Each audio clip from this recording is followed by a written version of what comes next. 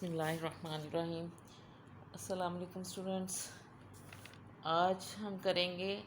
अपना topic number 15.8 जो कि है अल्टरनेटिंग करंट जनरेटर या AC generator alternating current generator.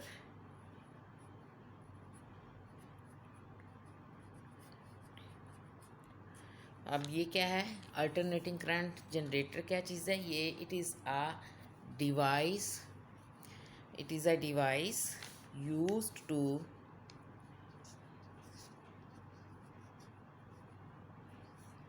device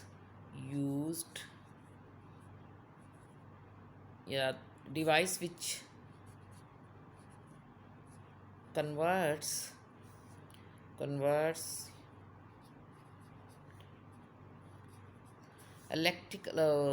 mechanical energy into electrical energy. Mechanical energy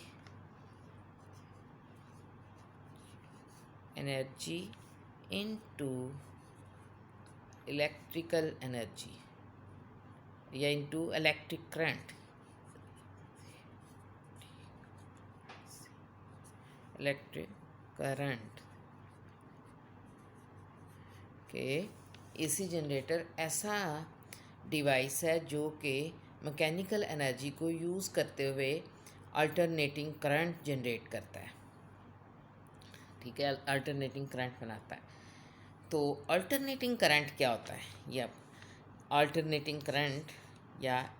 AC जो है, what is this? Alternating current is the current which changes its direction. Current which changes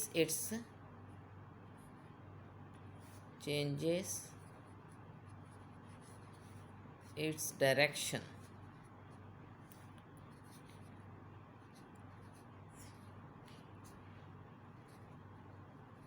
और value के एक time पे अगर ये एक instant में ये पॉजिटिव होता है तो नेक्स्ट में वो अपनी डायरेक्शन, वो टर्मिनल जो है वो नेगेटिव कर लेगा, उससे नेक्स्ट में वो फिर पॉजिटिव हो जाएगा। यानी वो लगातार जो है ना अपनी डायरेक्शन चेंज करता रहता है। ऐसा करंट को हम एसी करंट कहते हैं। कि अगर किसी भी आपके घर, हमारे ये घरों में हम यूज़ करते हैं जिससे रेफ्रिजरेटर, फ़ैन वगैरह सब ऑन करते हैं, वो ये जो करंट आ रहा है ये एसी करंट होता है। इसमें ये होता है कि ये डिवाइस जो है ना वो अपनी डायरेक्शन, यानी ये करंट जो है वो अपनी डायरेक्शन चेंज करता रहता है। यानी कभी इसकी साइड यानी वो पॉजिटिव होता है, कभी इसकी डायरेक्शन नेगेटिव होती है।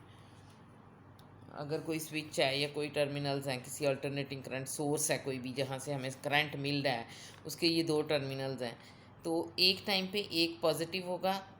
दूसरा नेगेटिव होगा, तो नेक्स्ट टाइम यानी उससे अगले लम्हे जो है ना वो टाइम पीरियड गुजरने के बाद वो जो है ये वाला जो पॉजिटिव है पहले वो नेगेटिव हो जाएगा, जो नेगेटिव था वो पॉजिटिव हो जाएगा। यानी this current changes it's polarity, यानी अपना साइन चेंज कर लेता है ये करंट जो है। उसके बाद इसका एसी जनरेटर का प्रिंसिपल क्या है? It works under the principle of electromagnetic induction. Electromagnetic EMI उसके प्रिंसिपल पे ये वर्क करता है। इलेक्ट्रोमैग्नेटिक इंडक्शन के प्रिंसिपल के तहत ये वर्क करता है। प्रिंसिपल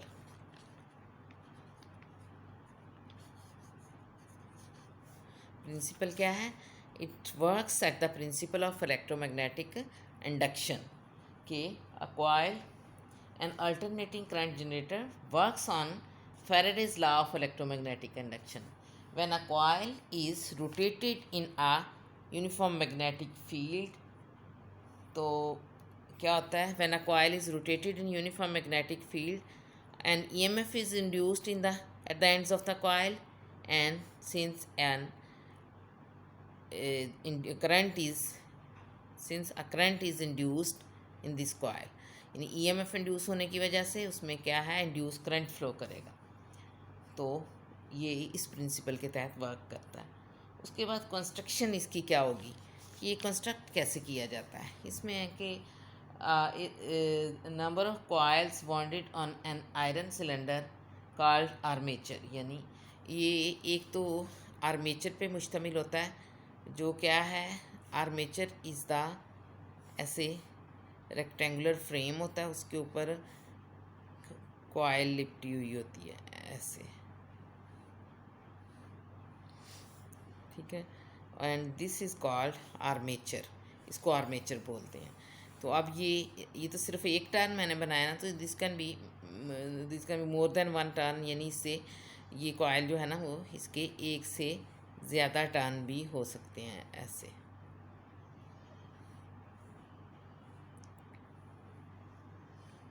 इस तरह करके ज़्यादा टर्न, आखिरी टर्न जो है वो ऐसे। तो उसके बाद ये है कि यानी ये बहुत सारी कॉइल्स जो हैं bonded on an iron core, iron core के, यानी ये कोर जो है मटेरियल जिसके ऊपर वायर बॉन्डेड है, कॉइल बॉन्डेड है, that is made of iron. नज़र नहीं,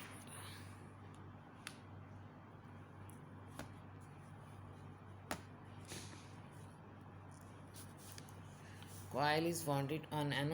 iron core। तो दिस परमानेंट मैग्नेट, यानी मैग्नेट के दो पोल पीसीज होंगे, एक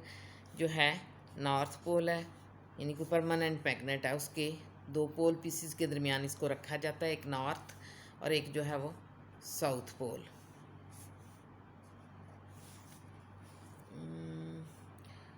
नज़र नहीं आया बच्चे।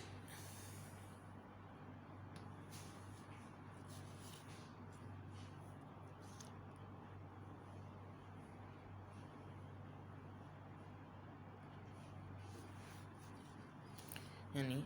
एक परमानेंट मैग्नेट है, उसके दो पोल पीसीज हैं, एक नॉर्थ पोल और एक साउथ पोल, उनके दरमियान इस कॉइल को हमने रखा होता है। उसके बाद टू यानी टू इलेक्ट्रिक, और ये coil is called armature coil, इसको आप आर्मेचर कॉइल बोलते हैं। उसके बाद two concentric metal rings connected to two ends of the coil called slip rings, यानी इस दोनों कॉइल के दोनों एंड्स के साथ दो मेटल रिंग्स कोसेंट्रिक, यानी जो कि जिनका सेंटर सेम होगा, यानी वो कनेक्टेड होंगे।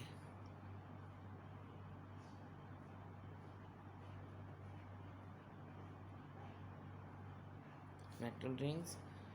which can slip against carbon brushes।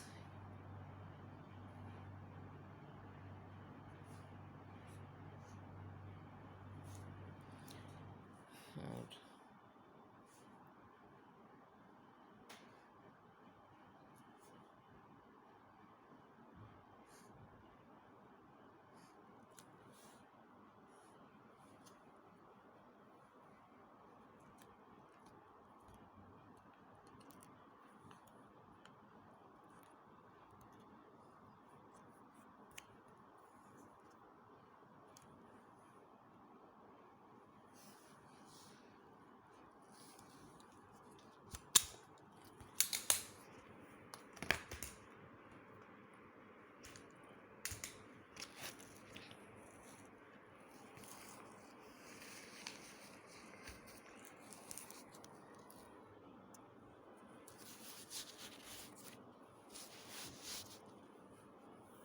यानी इस तरह से ये मैग्नेट के नॉर्थ और साउथ पोल के दरमियान एक कॉइल रखी हुई है। कॉइल का एक एंड जो है वो स्लिप रिंग्स के साथ अटैच है, दूसरा एंड भी एक दूसरे स्लिप रिंग के साथ अटैच है। इनको क्योंकि because this can slip against this carbon brushes, ये जो है ना वो कार्बन के दो ब्रशेज़ हैं, ये वाला और ये वाला, और ये रिंग जो है ना इनके अगेंस्ट स्लिप कर सकते हैं, यानी इसके साथ ऐसे रोटेट करते हुए जब ये रिंग घूमेंगे तो इसके साथ ऐसे स्लिप होंगे इसके साथ। तो को हम कहते हैं स्लिप रिंग्स।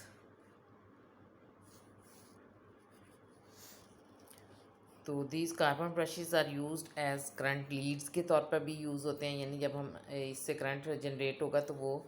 जनरेटर इन दो यानी वो जहाँ जिस सर्किट में हमने इस करंट को यूज़ करना होगा उसके दोनों टर्मिनल्स को इसके साथ कनेक्ट कर देंगे, यानी ये कनेक्टिंग स्क्रूज के साथ अटैच होंगे ये कार्बन ब्रशेस। उसके बाद दो टू रॉड्स टू विच, यानी इसके बाद दो रॉड्स यूज़ होते हैं विच an external circuit is connected carbon brushes, यानी ये दो रॉड्स हैं जिनको कार्बन ब्रशेस बोलते हैं। ये किसी एक्सटर्नल सर्किट के साथ कनेक्ट होंगे, यानी यहीं से कनेक्शन दिया जाएगा इसको, यानी। तो उसके बाद ये है कि mechanical source to rotate the coil about fix axis, यानी इस कॉइल को एक एक्सिस के गिर्द रोटेट करने के लिए एक मैकेनिकल सोर्स यानी कोई मोटर वगैरह लगाई जाती है, ठीक है, या इस कॉइल को रोटेट करवाया जाता है, घुमाया जाता है।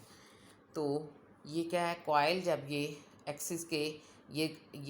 एक्सल जो है ना ये रोटेट होता है ना, ये ऐसे घूमता है, तो इसके साथ ही कॉइल अटैच होती है, तो इस तरीके से कॉइल भी घूमती है, यानी ये कॉइल भी घूमेंगी,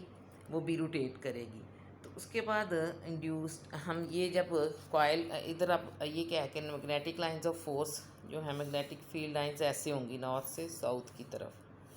इस तरह। तो शुरू में जब देखते हैं हम कि मैग्नेटिक फ्लक्स, अब देखिए जब इस तरह से रखा हुआ है आपने, plane of the coil is parallel to the magnetic field, उस वक़्त मैग्नेटिक फील्ड में और ये जो है एरिया वेक्टर, जैसे इस कॉइल का एरिया है उसमें एंगल जो है वो 90 डिग्री है शुरू में, यानी व्हेन ये जो है मैग्नेटिक फील्ड इज़, यानी coil is place parallel to the magnetic field, जब ये कॉइल की रोटेशन यानी ये मैग्नेटिक फील्ड के पैरेलल ऐसे, तो उस वक़्त देखते हैं उस वक्त एरिया में और इसमें एंगल क्या होता है, एरिया होगा उस वक्त इस डायरेक्शन के along the marker, magnetic field है इस तरफ, तो थीटा उस वक्त क्या होता है 90 डिग्री। तो अब हम कैलकुलेट करते हैं मोशन कि इस तरह से जब हम इस कॉइल को रोटेट करेंगे ना इन द मैग्नेटिक फील्ड, ये कॉइल थोड़ा सा घूमेंगी, इसकी रोटेशन चेंज होगी, तो इसके थ्रू ना सपोज ये है कॉइल, ये है कोई कॉइल, तो ये अब पहले ऐसे थी, इसमें से मैक्सिमम यानी maximum number of magnetic lines pass हुई, जब ये ऐसे रोटेट होगी तो एंगल चेंज होगा, तो magnetic flux passing through this coil also changes, यानी इसके थ्रू पास होने वाला मैग्नेटिक फ्लक्स जो है वो भी चेंज होगा इस तरह से। तो फ्लक्स चेंज होने से क्या होगा, क्या होता है इसमें एक, इस कॉइल के एंड्स के क्रॉस ईएमएफ इंड्यूस होती है, तो वो that induced EMF is equal to, वो इंड्यूस्ड ईएमएफ किसके इक्वल होती है, E induced is equal to, suppose वो इसकी साइड ए है, ये पॉइंट ए बी सी और डी है इस तरह से। तो the motional EMF induced in the side A B is, यानी अगर सपोज अब इसकी साइड ए बी जो है वो ऐसे है perpendicular to the magnetic field, तो उसके थ्रू इंड्यूस होने वाली ईएमएफ जो है motional EMF that will be equal to E A B side के cross, this is equal to V B L, velocity जिसके साथ वो रोटेट कर रही है, V B L, L is the length of the side, V B L sine of theta, इसके equal होगा, ये हो जाएगा V B L E V motional E M F A B across the side A B is equal to V B L sine of theta, where L is the length of this side, और theta जो है, theta वो जो angle है जिसके साथ ये rotate कर रहा है। तो the direction of induced E M F, induced current in the wire is the same as that of a force experienced by the positive charges in the loop wire। अब loop जो है चूँकि इसके ऊपर इसके अगेंस्ट जो इसके against इसमें यानी चार्जेस मेटल का बना हुआ है, इसमें चार्जेस मूव करेंगे, तो जब इसमें यानी ईएमएफ इस साइड पे ईएमएफ लगती है, यानी इसको कॉइल को मैग्नेटिक फील्ड में घुमाया जाता है, मैग्नेटिक फ्लक्स चेंज होता है, तो उसके एंड्स के क्रॉस ईएमएफ इंड्यूस होती है, यानी ए बी एंड्स के क्रॉस ईएमएफ इंड्यूस होगी, तो इनके दरमियान पोटेंशियल डिफरेंस जनरेट होगा, जिसकी वजह से क्या है कि कॉइल में करंट फ्लो करेगा, यानी ए से बी से ए की तरफ, यानी इस डायरेक्शन में करंट फ्लो करेगा एंटी क्लॉकवाइज डायरेक्शन में, उसकी वजह से। तो वो करंट जो है वो क्या कहलाता है, इंड्यूस्ड करंट। तो the direction of induced current is the wire is same as that of force experience by the positive charge. यानी यहाँ क्या होगा कि एक्चुअली ये कंडक्टर जो है ना वो ये जब ये जो है कॉइल रखी हुई है मैग्नेटिक फील्ड में, इसके ऊपर अंदर क्या है, चार्जेस हैं। तो जब ये कॉइल मूव करेगी मैग्नेटिक फील्ड में तो एक्चुअली चार्जेस मूव कर रहे होंगे। तो force on a moving charge क्या होती है कि जिस डायरेक्शन में इस चार्ज पे फोर्स लगेगी वो अगर वी क्रॉस बी वाली यानी एल वी बी एल ये जो है ना बी क्रॉस एल या वी क्रॉस बी वाली डायरेक्शन से देखा जाए ना राइट हैंड रूल से, तो वो चार्जेस जो मूव करेंगे बी से ए की तरफ, इस तरफ मूव करेंगे उनकी, तो वो ही डायरेक्शन ऑफ करंट होगी, तो करंट फ्लो करेगा। तो उसके बाद अगर यानी तो उसके बाद क्या होगा कि motional EMF in the side C D, ये वाली साइड सी डी जो है, ये वाली सी से डी की तरफ जब मूव करते हैं तो इसमें मोशनल ईएमएफ, इसके क्रॉस मोशनल ईएमएफ क्या होगी, E across C D side के across E that will be equal to V B L sine of theta, क्योंकि इस साइड की साइड सी डी की लेंथ भी एल के इक्वली है। अगर ये एल है तो वो भी उतनी ही है, वो भी लेंथ जो है ना एल है। सेम स्पीड के साथ रोटेट कर रही हैं दोनों sides in the magnetic field. तो और मैग्नेटिक फील्ड भी कांस्टेंट है, वही है। तो दोनों साइड सी डी के क्रॉस भी जो ईएमएफ इंड्यूस होगी वो भी इसी तरह होगी, V B L sine of theta के इक्वल होगी। और साइड बी ए के क्रॉस जो ईएमएफ इंड्यूस हुई ए बी के cross, that is also equal to V B L sine of theta. तो उसके बाद आपका ये है मोशनल क्या नाम है, ये होगी। तो इसके बाद current motional EMF by side B C and D A वो निकालते हैं कि ये जो साइड्स डी ए और बी सी हैं इनके क्रॉस मोशनल ईएमएफ क्या होगी। अब देखें आप, ये साइड्स हैं पैरेलल, तो ये these sides are parallel to the magnetic field, ठीक है, ये दोनों परपेंडिकुलर थी। तो इसमें आप देखें मोशनल ईएमएफ जो है ना वो साइन ये जो है वो हो जाएगी ज़ीरो के इक्वल, यानी इन दोनों साइड डी ए और बी सी के क्रॉस ईएमएफ जो induced EMF cross D A is equal to EMF induced across C B and this is equal to zero. The EMF induced in sides BC and DA is equal to 0 because the force acting on the charges inside BC and DA is not along the wire, यानी वो force जो है वो wire के along इस पर नहीं act कर रही, वो किसी और डायरेक्शन में है, इसलिए चार्जेस यानी इसकी वजह से चार्जेस वायर के अलॉन्ग नहीं मूव करेंगे। ओनली जो है ना ईएमएफ इंड्यूस होती है इन दोनों साइड्स में, जिसकी वजह से जो है वो फोर्स लगती है चार्जेस पे और वो चार्जेस मूव करते हैं along the sides A B and C D, यानी ए से बी की तरफ जाएंगे फिर डी सी, इस तरह डी से सी की तरफ जाएंगे, तो इस तरह करंट फ्लो करता है चार्जेस की मोशन की वजह से। उसके बाद यह है कि since both EMFs in the sides A B and C D derive current in the same direction, यानी दोनों सेम डायरेक्शन में करंट ड्राइव करती हैं, यानी दोनों साइड्स पे चार्जेस के ऊपर सेम डायरेक्शन में फोर्स लगती है, तो जिसकी वजह से चार्जेस मूव करते हैं इन the same direction. So the total EMF in the loop is, यानी तो दोनों लूप्स इस लूप में, यानी टोटल ये जो कॉयल का लूप ऑफ कॉयल है इसमें टोटल ईएमएफ जो होगी वो इन दोनों ईएमएफ्स के सम के इक्वल होगी, यानी total EMF E will be equal to E A B plus ई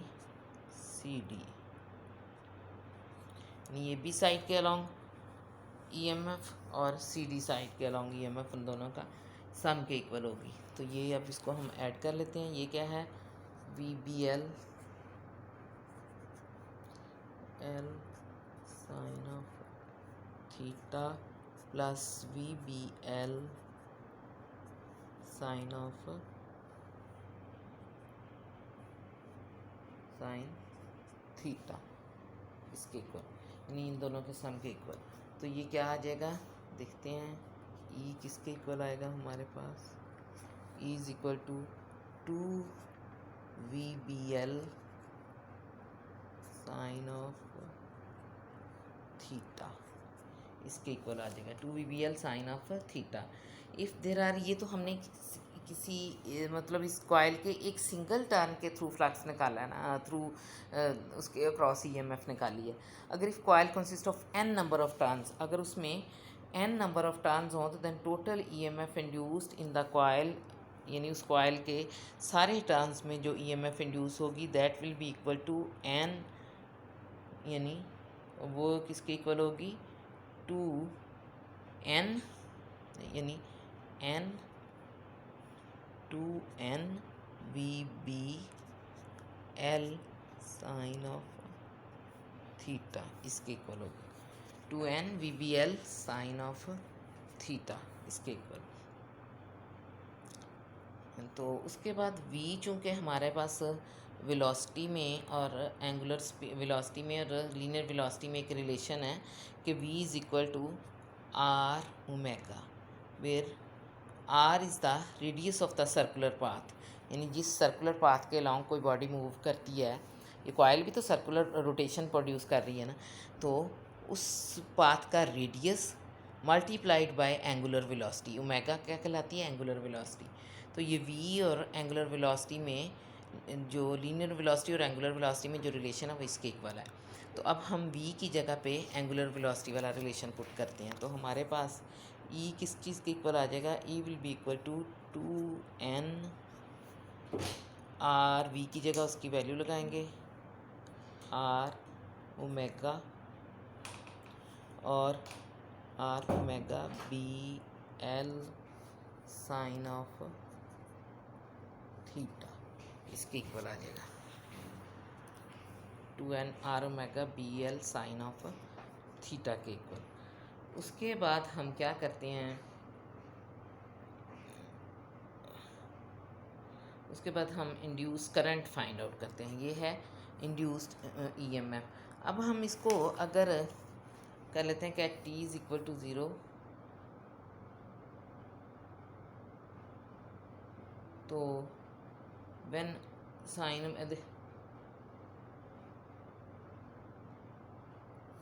जब साइन, यानी ये इक्वेशन क्या शो करती है कि EMF will be maximum when, ये जो है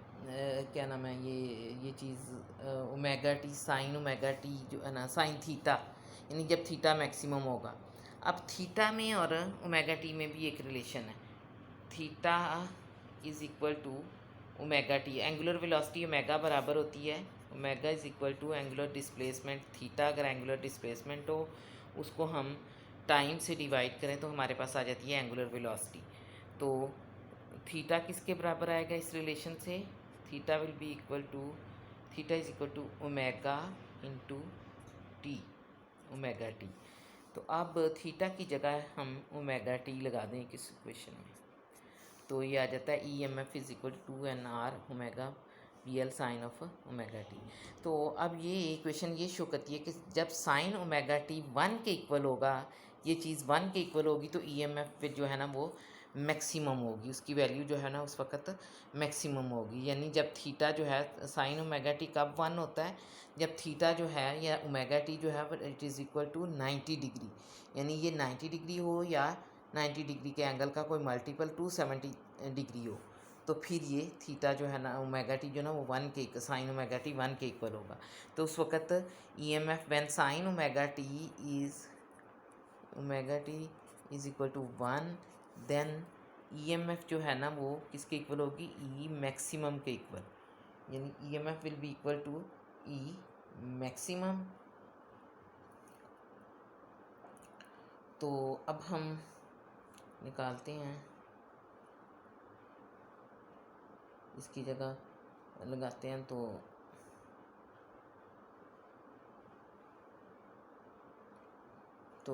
लीनियर वेलोसिटी की जगह आर ओमेगा हमने लगा दिया, तो ये इस तरह आप देखते हैं। तो उस वक़्त यानी ओमेगा टी जो है वो जब साइन ओमेगा टी मैक्सिमम होगा तो ये ईएमएफ भी मैक्सिमम होगी, उसको हम ई नॉट से रिप्रेजेंट करते हैं। ई मैक्सिमम को हम ई नॉट से रिप्रेजेंट करते हैं and this will be equal to N omega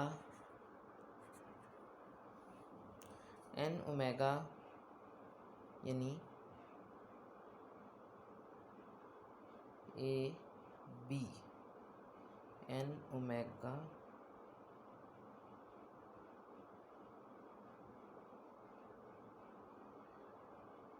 ये होगा बेटा, एक मिनट में ऐसे कर लेते हैं, आगे से नहीं, इस तरह लिखा नहीं जा रहा। मैं आपको ना ये शेयर करती हूँ कि v इज इक्वल टू, चूँकि आर ओमेगा के इक्वल होता है, हम ये शेयर कर लेते हैं। आगे ना मूव नहीं हो रहा, सेट नहीं हो रहा। तो अब ये आ गया e जो है 2n R omega B L sine of theta के इक्वल है। v की जगह पे हमने ये b की जगह पे हमने आर ओमेगा पुट किया, वो सॉरी v की जगह पे आर ओमेगा। उसके बाद e जो है that is equal to 2n R omega B L sine of theta के इक्वल होगा। अब ये यानी e is equal to 2n R omega B L sine of theta and e is equal to n ये था कि अगर n number of turns हों कॉइल के तो फिर n omega sine of n 2n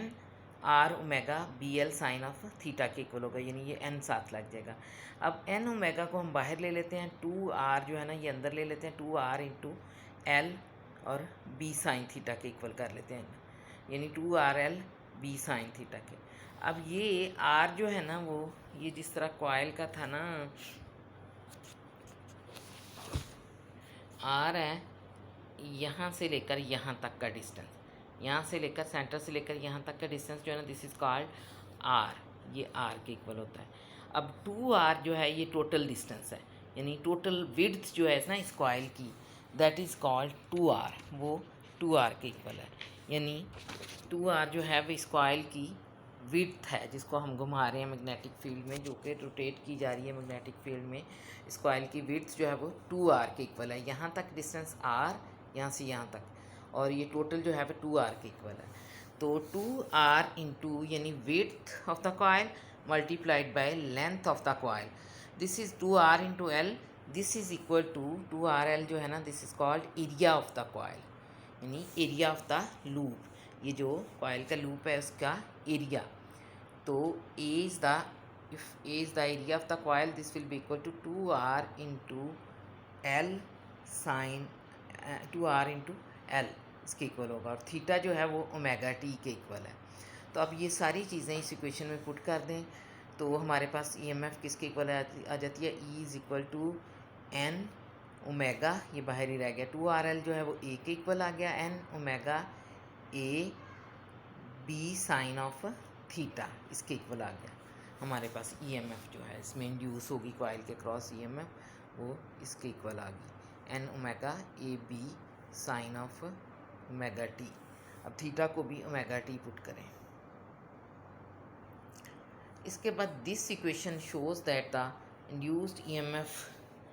has maximum value when sine omega T is equal to maximum, यानी ये EMF मैक्सिमम कब होगी, जब साइन ओमेगा टी जो है वो मैक्सिमम हो। तो साइन ओमेगा टी की मैक्सिमम वैल्यू क्या होती है, 1 के इक्वल, यानी जब साइन ओमेगा टी 1 के इक्वल हो तो उस वक्त ओमेगा टी किसके इक्वल होगा, वो π/2 के, तो फिर ये साइन ओमेगा टी 1 होता है। तो उसके बाद उस वक्त यानी अगर ओमेगा टी को हम साइन ओमेगा टी को 1 पुट करें इस इक्वेशन में,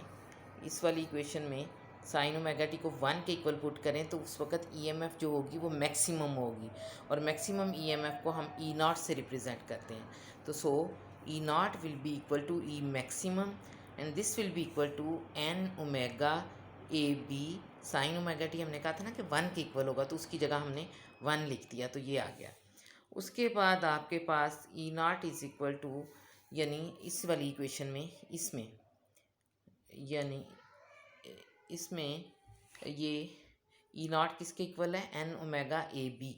यानी ई नॉट किसके इक्वल आया, एन ओमेगा ए बी के इक्वल। तो इक्वेशन नंबर ये वाली जो है E is equal to N omega A B sine of omega T, इस वाली इक्वेशन में अगर हम एन ओमेगा ए बी की जगह पे E naught, N omega A B किसके इक्वल है, ई नॉट के, तो उसकी जगह पे अगर हम ई नॉट पुट कर दें तो ई हमारे पास किस चीज़ के इक्वल आ जाता है, ई इज़ इक्वल टू किसके, ई नॉट, यानी इसकी जगह ई नॉट लिख दिया sine omega T, is equal to E not sine omega T, उसके इक्वल आ गया। उसके बाद हम इसको क्या करते हैं कि कैलकुलेट करते हैं करंट किसके इक्वल होता है, EMF voltage by Ohm's law. Current अगर इसके कॉइल के एंड्स के क्रॉस ईएमएफ जो इंड्यूस होती है वो ई के इक्वल हो, तो then by Ohm's law I is equal to, current जो है ना I is equal to E over R, यानी वी ओवर आर होता है ना, तो यहाँ वी की जगह पे ई हम यूज़ कर रहे हैं, तो करंट किसके इक्वल होगा, ई ओवर आर के। तो पुटिंग द वैल्यू ऑफ ई, यानी हम इसमें ई की वैल्यू पुट करते हैं, आई वाली इक्वेशन में ई ओवर आर में ई की जगह उसकी वैल्यू लगाते हैं, E not sine omega T, यानी ई की वैल्यू क्या है, E not sine omega T, वो लगा दी हमने, और नीचे है R, E naught over R क्या है, I naught, maximum current, maximum potential difference, यानी maximum EMF divided by resistance of the circuit coil, यानी ई नॉट ओवर आर जो है that is equal to I naught, वो I naught के equal होगा, maximum current के equal. तो so I is equal to I naught sine omega T, यानी ये अब हमारे पास करंट के लिए इक्वेशन आ गई। तो अब ये चीज़, the angular speed omega of the coil can be written as, angular speed जो है ना ओमेगा, कॉइल की angular speed, this is equal to 2πf, ये omega is equal to 2π into F के इक्वल होती है, यानी हमने ओमेगा निकाला था ना बेटा, हमने कहा था ना omega is equal to theta by T, theta bye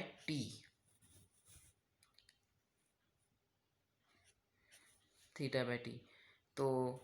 अब यहाँ से जब एक रोटेशन कॉइल अपनी एक रोटेशन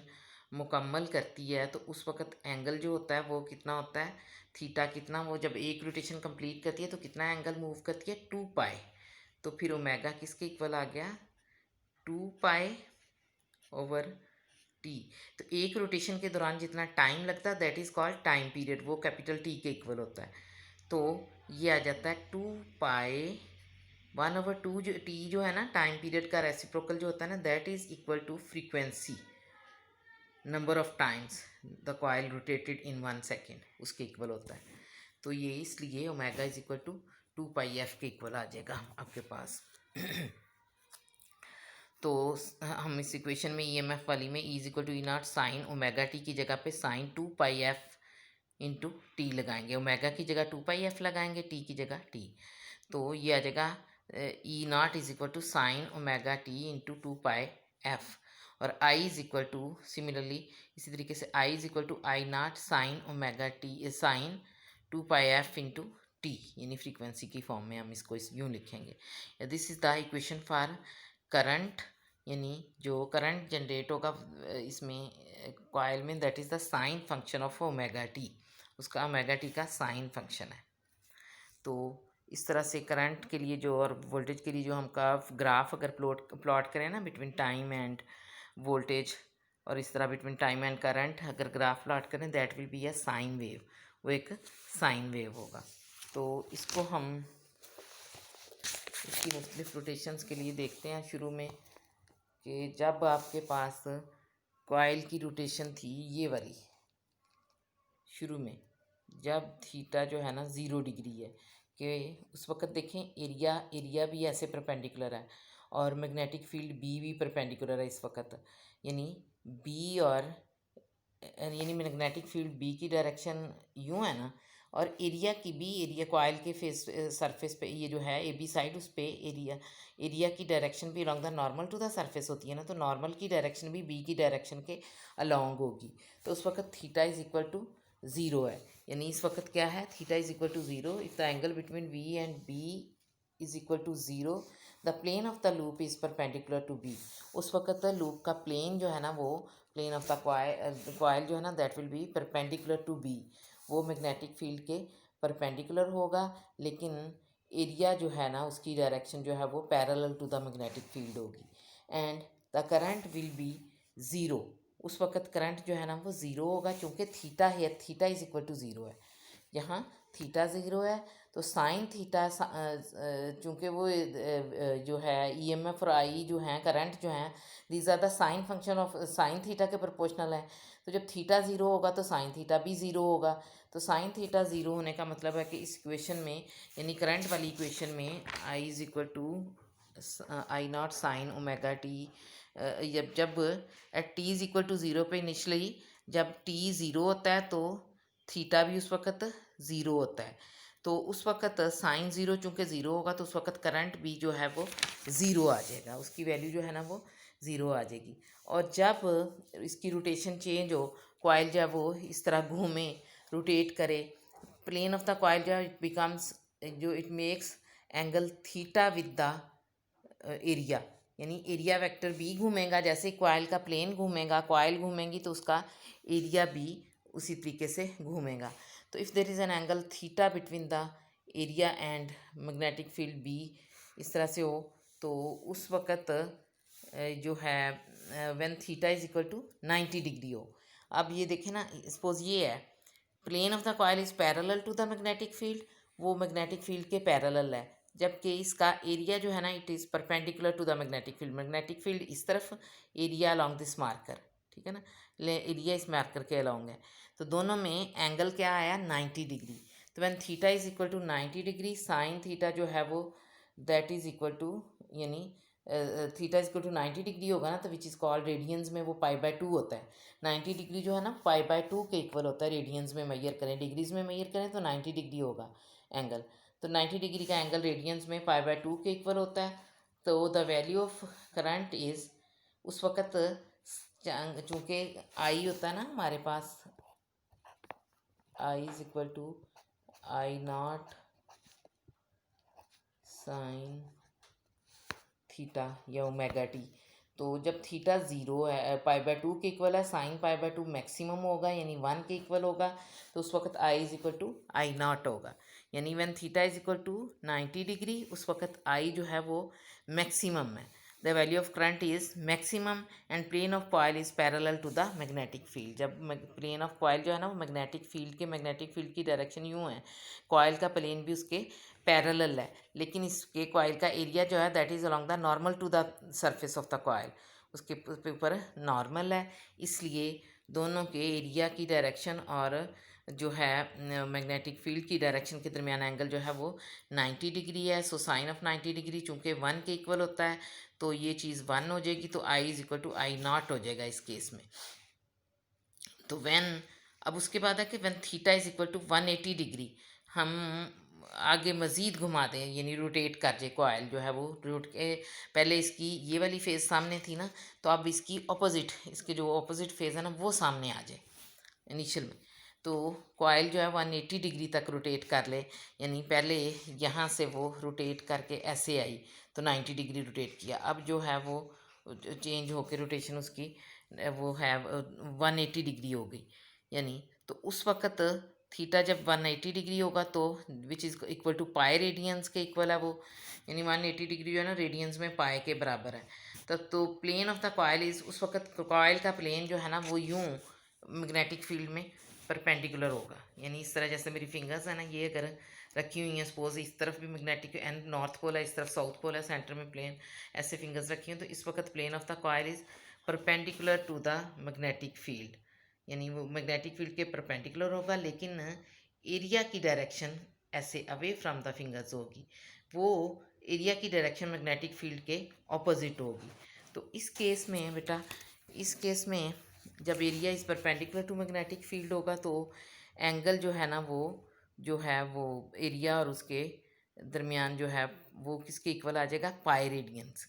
यानी 180 डिग्री के equal which are equal to pi radian. तो अब साइन करंट किसके बराबर आएगा, I is equal to I naught sine sine pi sine pi चूँकि किसके इक्वल होता है, ज़ीरो के इक्वल होता है, सो करंट जो है ना इस केस में ज़ीरो का होगा। यानी करंट पहले, सबसे पहले करंट क्या था, करंट ज़ीरो था इनिशियली, फिर ज़ीरो से बढ़कर क्या हो गया, मैक्सिमम हो गया। यानी ज़ीरो से पहले ज़ीरो है, T is equal to zero पे, यानी स्टार्ट में T is equal to zero पे जो है एंगल, जो है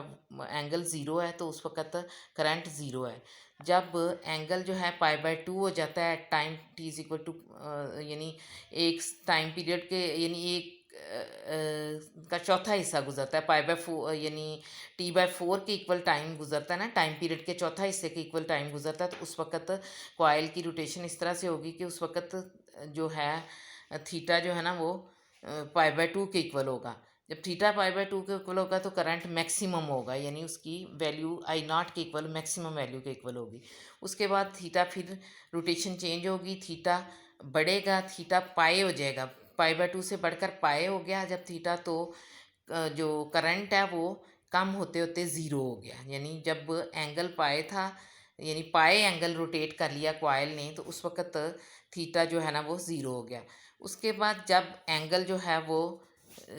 जब कॉइल ने मज़ीद रोटेशन प्रोड्यूस हुई उसमें उसने pi by three pi by to के इक्वल एंगल मूव कर लिया, यानी रोटेशन उसकी ऐसे ऐसे हो तो पाई बाय टू, और ऐसे हो गया तो पाए होगी रोटेशन। तो जब पाए था एंगल तो उस वक्त वो जो है करंट मिनिमम था। फिर करंट जब पाई बाय टू एंगल चेंज होके ऐसे हाफ और रोटेट हो गया, वन क्वार्टर और आगे चला गया एंगल, तो क्या हो गया, थ्री पाई बाय टू। जब angle three pi by two हो गया तो sine of three pi by two किसके इक्वल होता है, माइनस वन के इक्वल। तो करंट उस वक्त किसके इक्वल आ जाएगा, I is equal to minus I naught. यानी ये ज़ीरो से कम होते होते करंट जो है वो माइनस साइड पे मैक्सिमम हो गया, यानी माइनस आई नॉट के इक्वल हो गया, तो ऑपोजिट साइड पे, यानी उसका साइन चेंज हो गया करंट का। इसके बाद फिर दोबारा रोटेट करेंगे, अपनी इनिशियल पोजीशन पे कॉइल आ जाएगी, उसने टू पाई का एंगल रोटेट किया होगा, उस वक्त एंगल जो है वो क्या हो, किसके इक्वल होगा, थीटा किसके इक्वल होगा, 360 डिग्री के। जब थीटा 360 डिग्री हो तो इस इक्वेशन से I is to I naught sine of 360 degree, चूँकि 360 डिग्री का साइन जो है वो ज़ीरो के इक्वल होता है, तो अगेन करंट जो है वो ज़ीरो हो जाएगा और ग्राफ यूँ आ जाएगा कि यहाँ ज़ीरो। अब हम ये ना ये ग्राफ बनाते हैं, इस एक्सिस के अलॉन्ग, एक्स एक्सिस के अलॉन्ग लेते हैं एंगल थीटा, और इसके अलॉन्ग लेते हैं, वाई एक्सिस के अलॉन्ग लेते हैं करंट। तो अब हमने ग्राफ प्लॉट किया कि इनिशियली जब plane of coil was parallel to the perpendicular to the magnetic field था, तो उस वक्त जो है एरिया में और मैग्नेटिक फील्ड में एंगल जो है वो ज़ीरो था, यानी थीटा ज़ीरो था उस वक्त, तो करंट जो है वो मिनिमम था, तो यहाँ हमारे पास पॉइंट आ गया। उसके बाद एंगल पाई बाय टू हो गया बढ़ के, यानी ज़ीरो से बढ़कर पाई बाय टू हो गया, यहाँ हमने पाई बाय टू का मार्क लगाया हुआ है। पाई बाय टू पे करंट जो है वो मैक्सिमम है, इक्वल टू आई नॉट, यानी मैक्सिमम, यानी पॉजिटिव साइड पे मैक्सिमम है आई नॉट के। तो हम अगर ये हमारा पॉइंट आई नॉट को कॉरस्पॉन्ड करता हो ये पाई बाय टू को, तो ये इन दोनों का इंटरसेक्शन पे हमारे पास पॉइंट आ जाएगा यहाँ। तो इस तरह हम इसको इससे मिला देंगे। इसके बाद अगले फिर एंगल में चेंज होता है, पाई बाय टू का और चेंज आता है नेक्स्ट क्वार्टर साइकिल के बाद, तो उस वक्त क्या होता है, एंगल बन जाता है पाए। जब एंगल पाए हो तो साइन पाए चूँकि ज़ीरो होता है, तो एंगल करंट बगैर दोबारा करंट जो है ना मैक्सिमम से डिक्रीज़ होके ज़ीरो हो जाता है। करंट जो है इस वक्त ज़ीरो होगा, तो उस वो ये पॉइंट कहाँ आएगा, पाए वाला एक्सिस के ऊपर, इस तरह यहाँ एक्स एक्सिस के ऊपर। इसके बाद आप देखें कि जब ये मज़ीद अब एंगल जो है वो टू पाई मूव कर लिया, तो current again three pi by to हुआ, तो करंट जो है वो मिनिमम हो, यानी मैक्सिमम अगेन चेंज हुआ।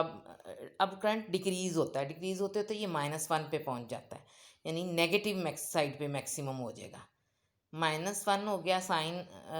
Three pi by two minus one होता है ना, तो इसलिए ये आ जाएगा I is equal to minus I naught. जब आई माइनस आई नॉट के इक्वल होगा तो minus I naught X X axis के नीचे की तरफ है माइनस आई नॉट, तो पॉइंट यहाँ आ जाएगा, यानी ये इस तरह। फिर आगे टू पाई पे अगेन करंट ज़ीरो हो जाता है, तो इस तरह से एक हमारे पास एक कर्व आ जाती है। अगर हम इन दोनों क्वांटिटीज़ के दरमियान ग्राफ प्लॉट करें तो हमारे पास एक इस तरह की कर्व को साइन कर्व कहते हैं। तो ग्राफ बिटवीन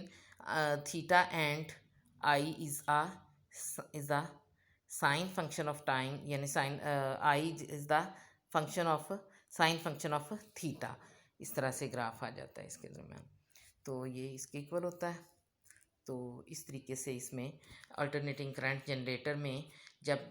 जो करंट जनरेट होता है उसकी दो साइड्स होती हैं, यानी दो डायरेक्शंस होती हैं, एक पॉजिटिव आई मैक्सिमम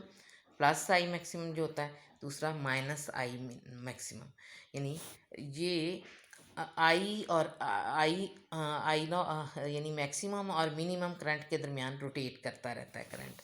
यानी चेंज होता रहता है इसकी डायरेक्शन में, आई नॉट से माइनस आई नॉट के दरमियान चेंज होती है। यानी इस तरह से पहले इंस्टेंट पे ज़ीरो होगा, फिर आई नॉट हो जाएगा, फिर ज़ीरो हो जाएगा, फिर आई माइनस आई नॉट हो जाएगा, फिर रिपीट होकर जब आखिरी साइकिल के एंड पे ये दोबारा जो है आई नॉट के इक्वल आ जाएगा, वो ज़ीरो के इक्वल आ जाएगा। तो this was all about today's lecture. तो अगर कुछ बाकी रहता हुआ तो कल इंशाल्लाह फिर देखेंगे। आज मेरा ना बच्चों ये वो ट्राईपोड स्टैंड जो होता है ना कैमरा रखने वाला, वो ख़राब हो गया, तो इसलिए मुझे मुश्किल हो रही थी, मेरा वो फोकस नहीं हो रहा था, टूट गया वो। तो कल इंशाल्लाह